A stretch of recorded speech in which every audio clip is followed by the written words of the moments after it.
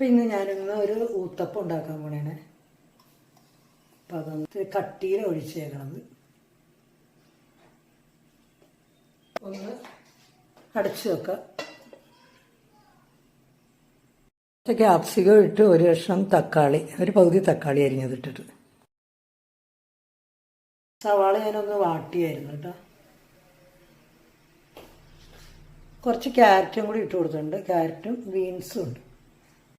പിന്നെ നമുക്കൊന്നും കൂടി മൂടി വെക്കാം.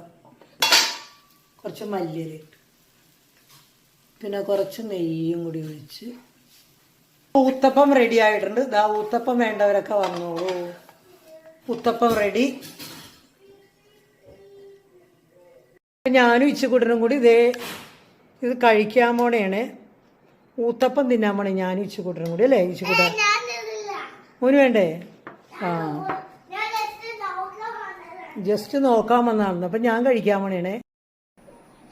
ഇപ്പം ഇതാ